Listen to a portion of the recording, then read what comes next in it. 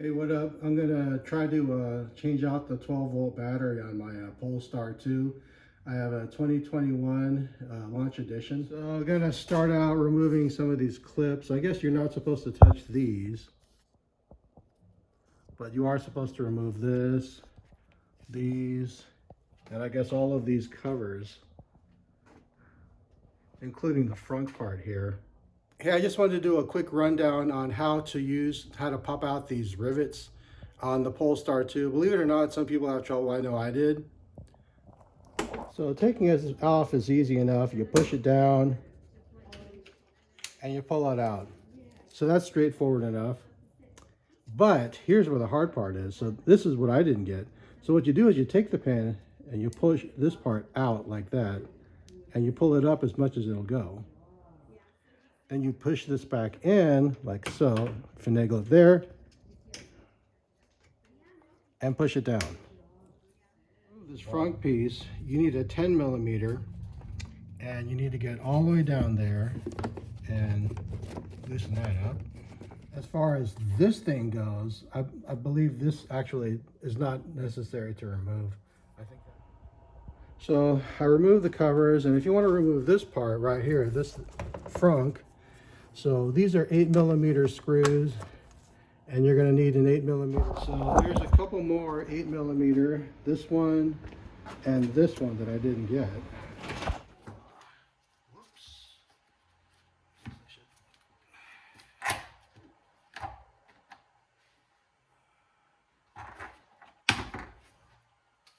So a couple of clips over here.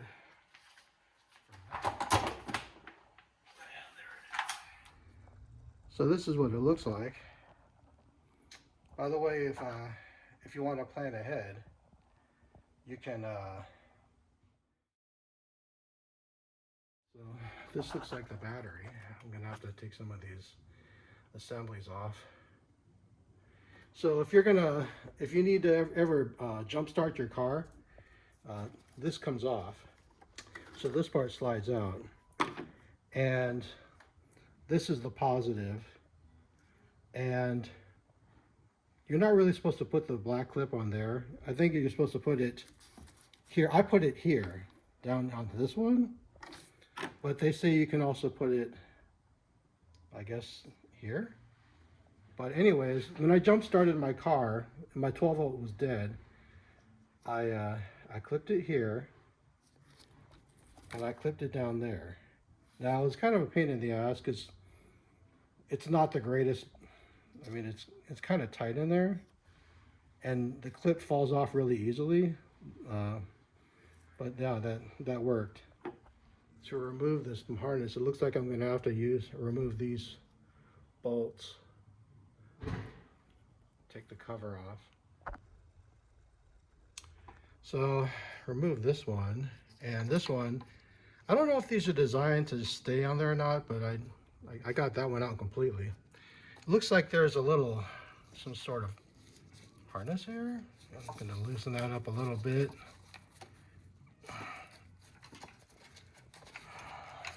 Yeah, you push down on this, and that loosens that up a little bit. Looks like there's a couple of bolts here that I'm going to have to loosen up.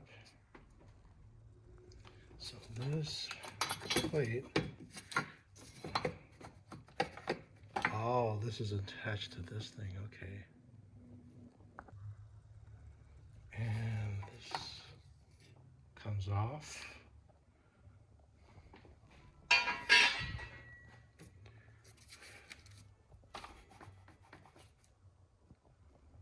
Okay, so I wound up removing this plastic cap, and these are you just snap these off here. There's two here, there's a snap here, and then there's two more back here. There's one here and one here. It's kind of a pain in the ass, but that's what it looks like. So notice something interesting. It looks like there's a fuse here. Not sure if I should remove that or not, but 100, 125, 60, little fuse mega 175 amp. Going off of my battery, the replacement battery, I'm assuming this is the positive and this is the negative. And the reason that's important is because I'm supposed to remove the negative first. Turns out this screw is a 13 millimeter and this one is a 13 millimeter.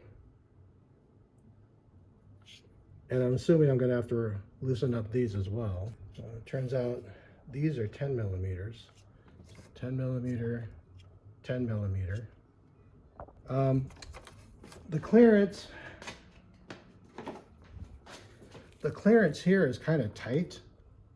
I mean, it just so happens mine works, but if you don't have one of these, you might actually have to remove this bar in order to get access here, because it's kind of tight. But it turns out I can get in there. So in removing this part, I had to lift this up. This lifts up so you can get that part out, and then this whole assembly lifts off. So I've loosened this part here, and this plate comes off. I wrap that up so it doesn't touch any metal. This is in fact the positive on this side. So my guess was right.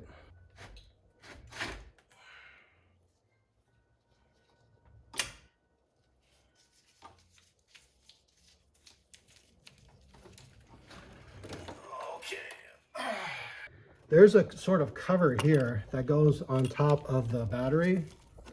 I'm not sure what that is, but it's kind of a pain in the ass. I don't know why it's here, but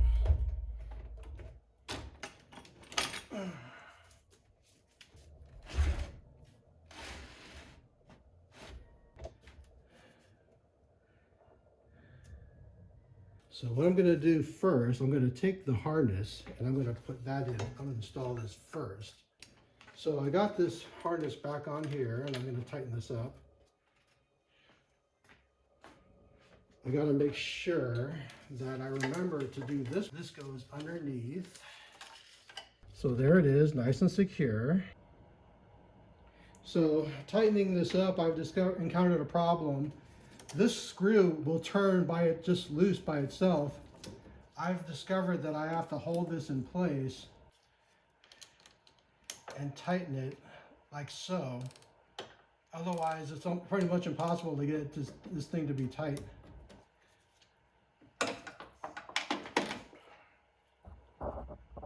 So I started up the car just as a test and it works. At least it drives anyway. So when I first started it up, it says vehicle testing or something like that. And it took about a minute or two. Okay, we're gonna put this cover back on. It goes there. Forget to put these bolts here and put these bolts here. Now is actually not a bad time to refill your coolant. Got myself some G48. This is pre-diluted.